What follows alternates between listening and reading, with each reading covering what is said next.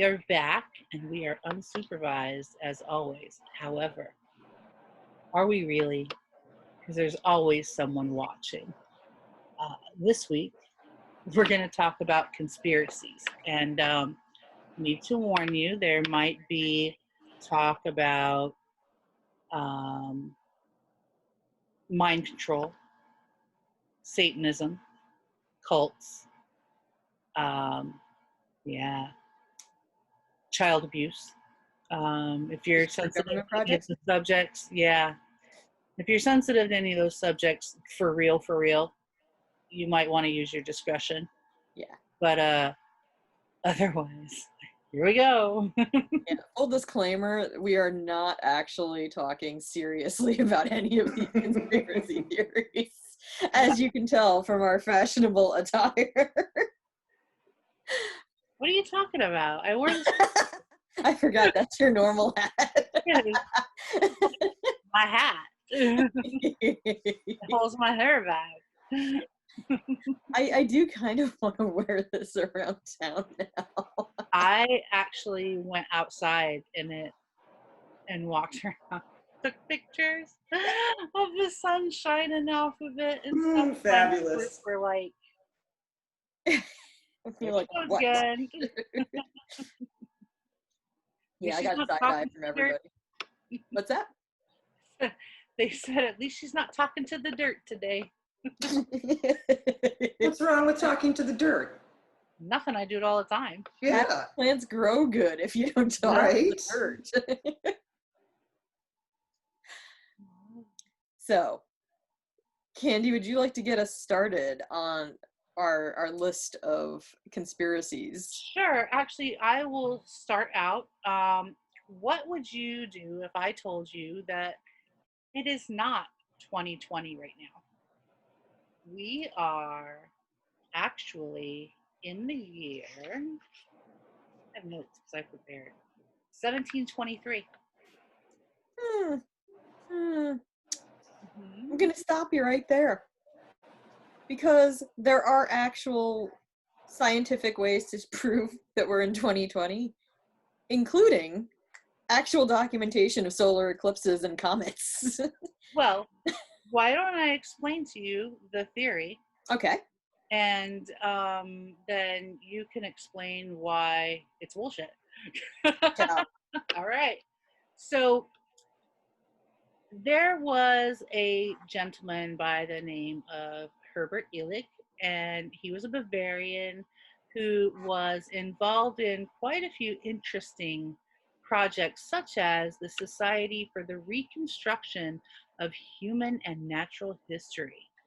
Now, that was devoted to catastrophism and historical revisionism. In 1990, he published a theory, and he has gone on to write several more books about historical revisionism. And he's proposed revising the chronologies of prehistory and ancient Egypt. That's background on the source. Neat. And here's his theory, which, now I'm reading from my notes, so don't mind me for looking down. Holy Roman Emperor Otto III, Pope Sylvester II, and possibly Emperor Constantine VII got together and decided to change the Anno Domini dating system. And the reason they did that is to put them at the year 1000, and that would legitimize Otto's claim, make him somehow be more prestigious because of the year he started his reign. They had reasons, I guess. And Illich thought that they forged documents and physical evidence, either by changing extant documents or just creating them out of whole cloth. They decided to skip 297 years from 703 to 1000, and they figured that most of the populace was illiterate. Priests and the nobility were the ones that were educated, and people didn't really worry about what year it was back then. They were just trying to live and like not die from not having enough resources, and from their rulers kind of being jerks. But that's a whole other story. Anyway, so they figured that if these people that were in charge told them this is what the year is, people would just believe it. Why would they question it? Why would they question these people? They trusted them. People trusted the clergy. So yeah, they went for that more significant year. And then Illig also claims that Charlemagne was a legend and not a real ruler. He was more like a King Arthur figure. He also uses the difference between the Julian calendar and the Gregorian calendar as an argument. The reason being, the Julian calendar has a year at 365.25 days. Gregorian has it at 11 minutes shorter than that. So he figured that all of that time that was short, a leap year wouldn't catch it up. And like, I don't know, he had some weird math. It doesn't make sense. There's always weird math. And my favorite of his arguments, though, is that Roman architecture of the time was too advanced for the people in time period.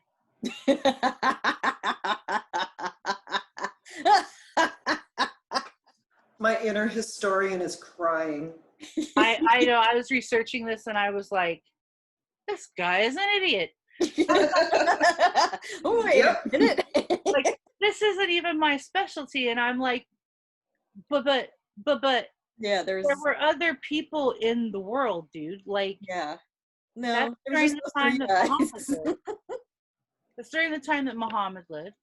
That's during the time of the whole Tang dynasty of China, who had records. Yeah. Mhm. They're pretty good about keeping records, in fact. Yeah, archaeology, like, I was Yeah, just like, and I'm pretty sure the world wasn't working together to have a big conspiracy at that point either. that sounds familiar. Yeah, It does. it does. Anyway, It's like Susie, history's repeating itself. why don't you tell us why this theory is bullshit, other than the reasons that Well, I mean, other than like, the countless reasons of why it's bullshit.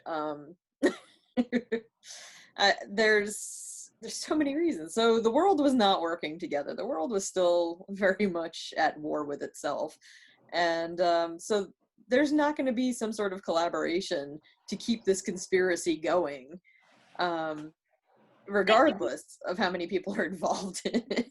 Why do people in Asia care about Otto the Third? They don't give a damn. No, they And didn't. And you also have to bring into consideration that travel wasn't quite as easy as it is now. So for Asia to even get to Europe or vice versa, it would take months, many months. Mhm. Which throws off the entire timeline. Yes. So all of these places individually keeping records of various astrological events and various earthly events Mhm. go along with the history of what happened when that we have already proven via astronomy, etc. Now, can you explain to me how the solar eclipses, just because I'm not fully grasping how that would make it, and I'm sure that if I'm not grasping it, other people aren't either. How is it that solar eclipses and other astronomical events can show us the time? Like, we weren't there. Right. But we So, do know that Halley's Comet comes around every 75 years, like mhm. clockwork. There's solar eclipses that happen on a pretty relatively regular schedule. So we can just basically use that and count backwards from there, just for those two things right there. Mhm. And then see that there's documentation. Yes, this happened in this time, in this year. And it's like, oh, well, there's Halley's Comet. Oh, there's a solar eclipse. Right. Didn't Plato and like Aristotle and Pliny the Elder, didn't they all record some of those instances? Yep, they did. So, yeah, it kind of throws the entire thing out the window. tinfoil hat gone. Your inner historian is screaming. Do you have anything to add? You know, that whole Charlemagne thing I'm having a really hard time with because he was kind of important to Western Europe. Mm-hmm. Just little teeny tiny bit, you know, things like Not just changing. Western Europe. He's been important to the entire world. Well, yes.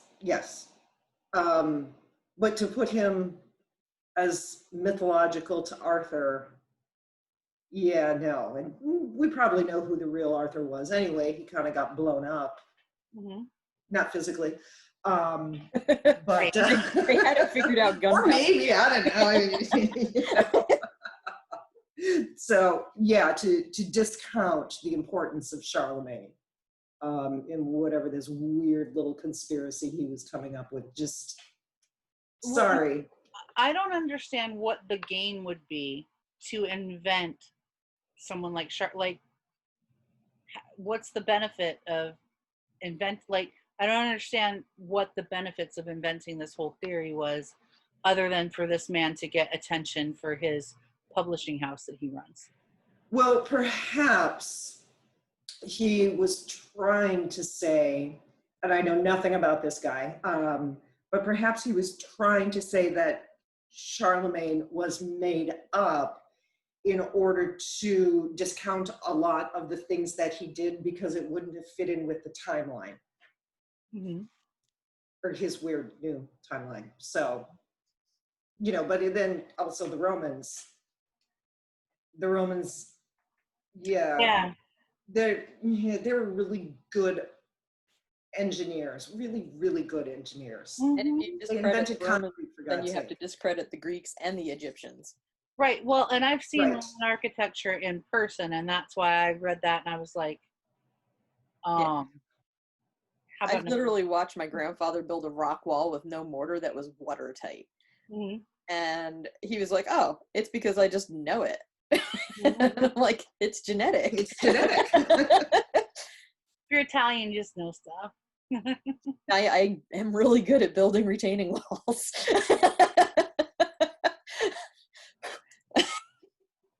I'm not Italian, but I'm really good at just building stuff in general. So I don't know. Oh, yeah.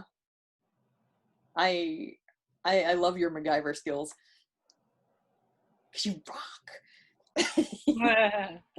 In the zombie apocalypse, Candy's on my team. All I need is a credit card and a piece of string. Bubble gum. Bubblegum. Bubblegum. Maybe a paperclip. Yeah, with a paperclip, I could probably build a tank with those materials. Paperclip, you know. Nice.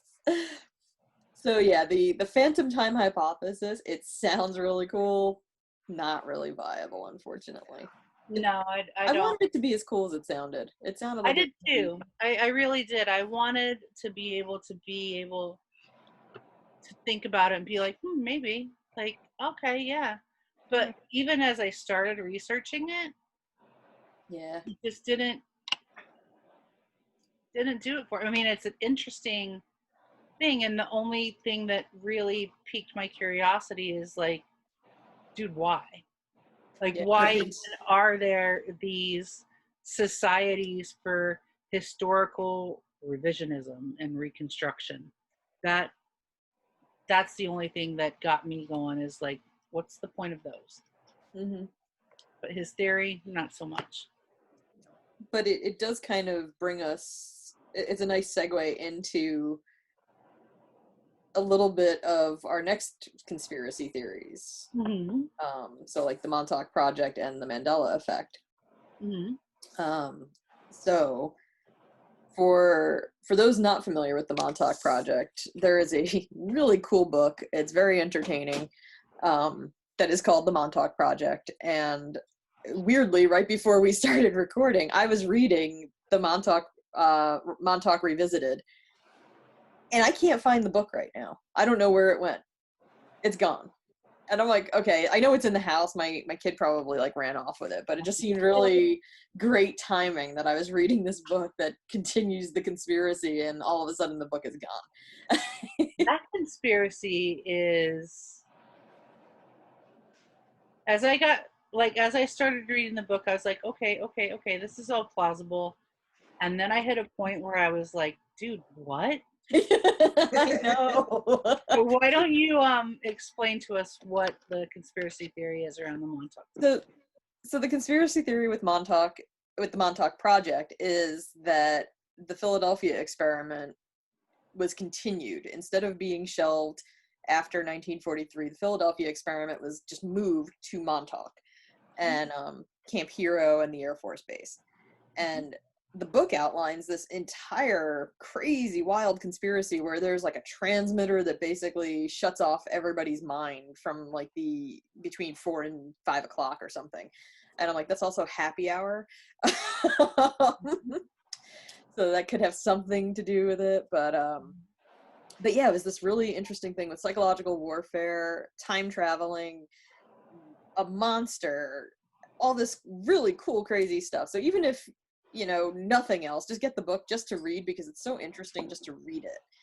But they ended up, so if you've ever seen the show Stranger Things, it is very familiar because it's almost, Well, I believe actually that they did base yeah, Stranger Things around some things at the Montauk Project. yes, absolutely. And I don't think they officially said that at first, which is how they ran into some trouble, but yeah, But people caught on to it, and people were like, oh, I know what this is. yeah, totally. So the Montauk Project basically was dealing with the Philadelphia experiment continuation with time travel, and not only time travel, but alternate universe travel.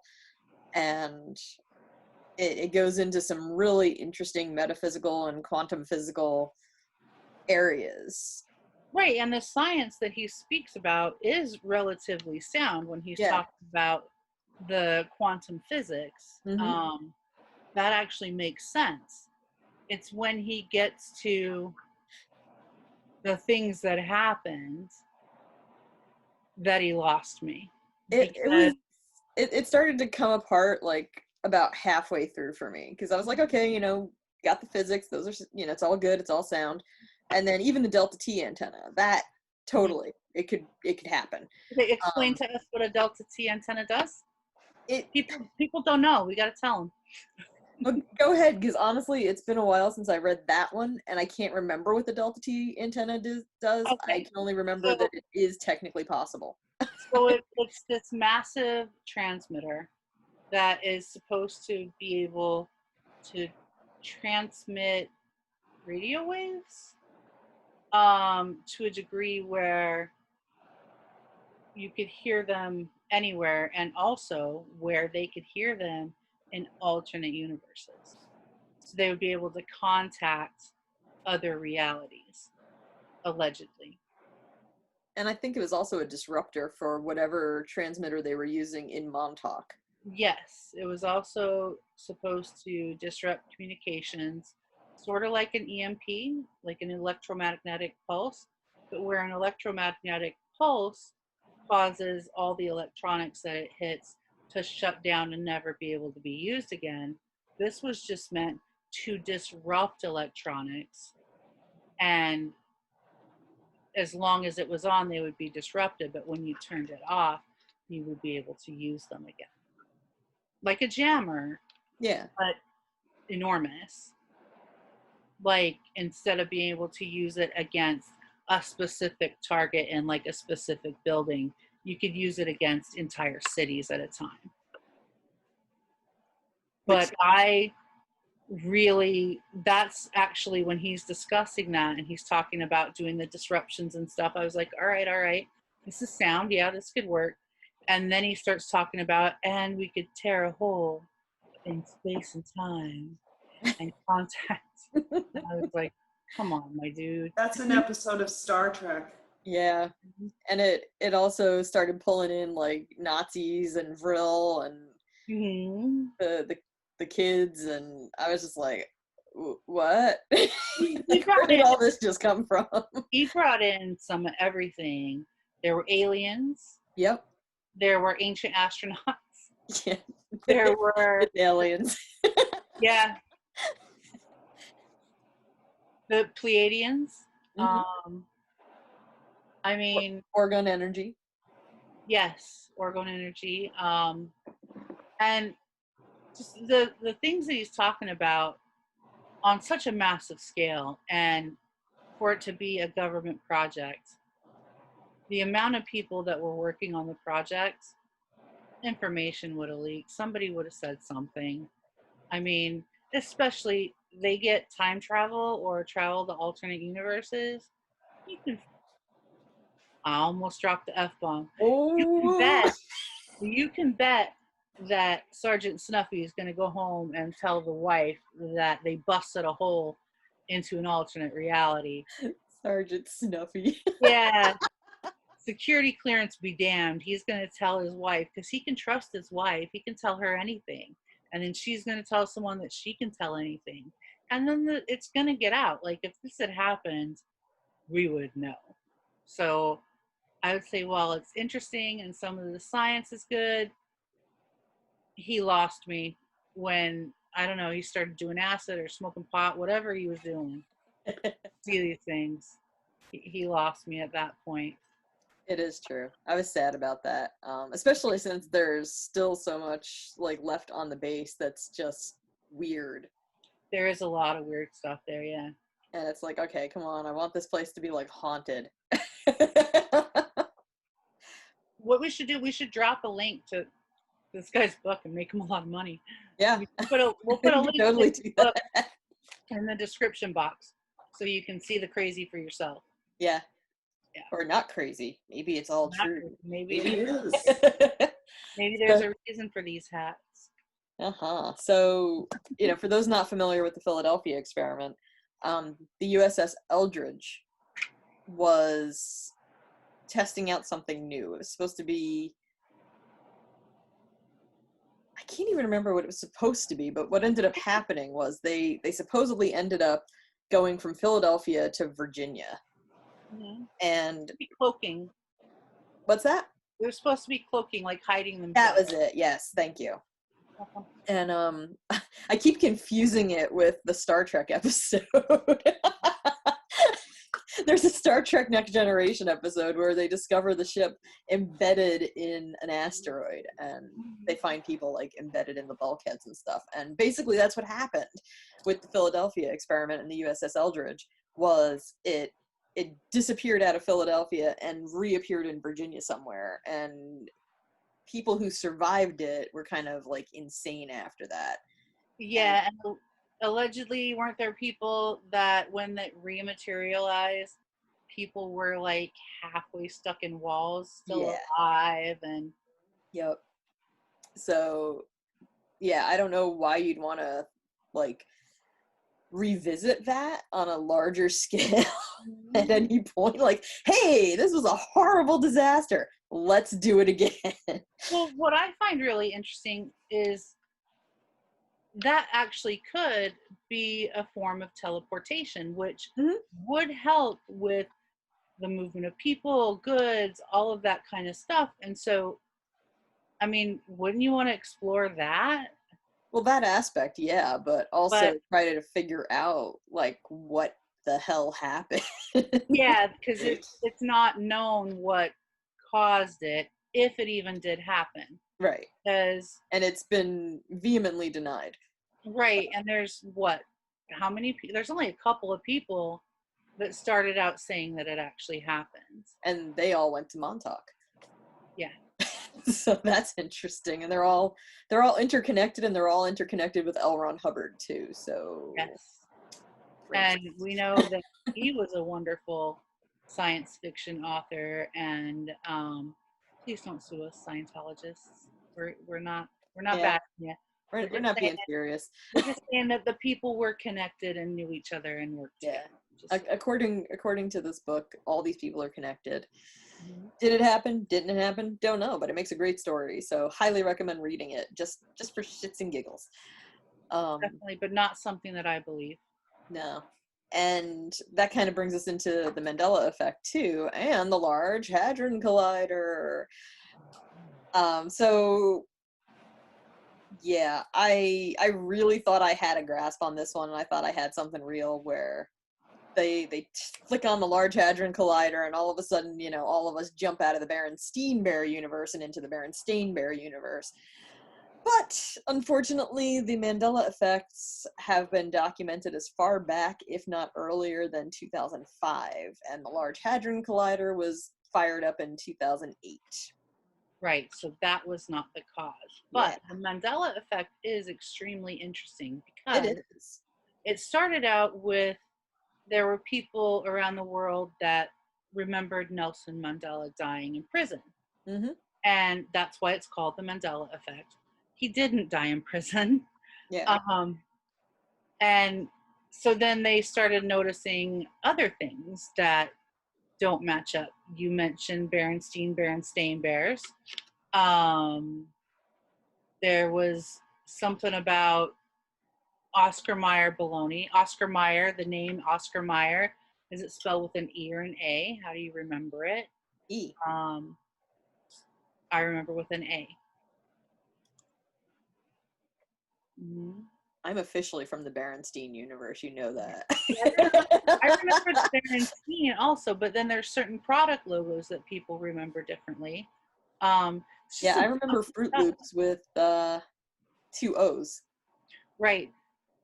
And I guess it's spelled like fruit, like UIT. Mm-hmm. And I remember FROOT. Yeah. Yeah, I remember FROOT. I remember that too. Yeah. But it's not. It's not. Fruit. Fruit of the Loom underwear. The Fruit of the Loom logo. People remember like the big cornucopia with the fruit? Yeah.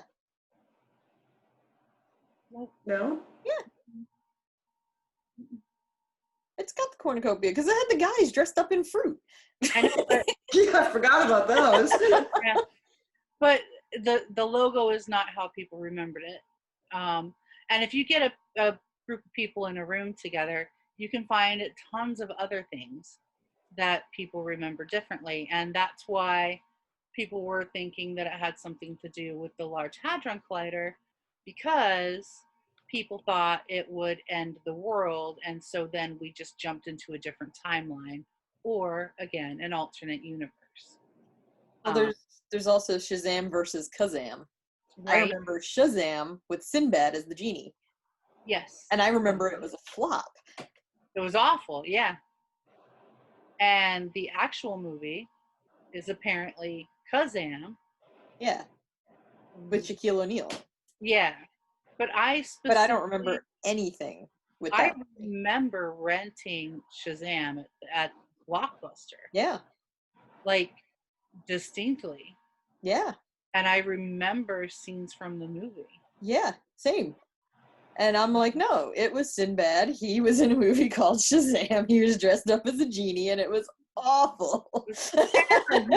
We watched it because it was Sinbad, and at that time, right. we loved him. Yeah, it's like I didn't expect it was gonna be, film classic. I expected I was Sinbad. Yeah. But there's tons of things, and so people thought it was because of the Large Hadron Collider clicking on, but you discovered that it's the timeline. I apologize for squirming. My hips are. It's all good. Fun today. I'm getting the notification that we're running out of time anyway, so. Okay. Do you want to pick back up with the end time theory and then the false memories? Yeah, I mean, we could do that. We'll do part 2. Episode. Yeah, we'll do part 2 for next week. Yep. So just tune in next week for more. Yeah. Conspiracy. So thank you. Don't forget to like, comment, and subscribe. Hit the notification button. They're down there. We'll put all our information down if you want to buy t-shirts, buy us a coffee, whatever. Because, we do put in some work for this, and it's fun and we love it, but you think this tinfoil grows on trees? All right, so we'll see you next week. And a big thank you to Andrea for joining us. Thanks for having me. Yes, you are wonderful. It was so nice to meet you. You too.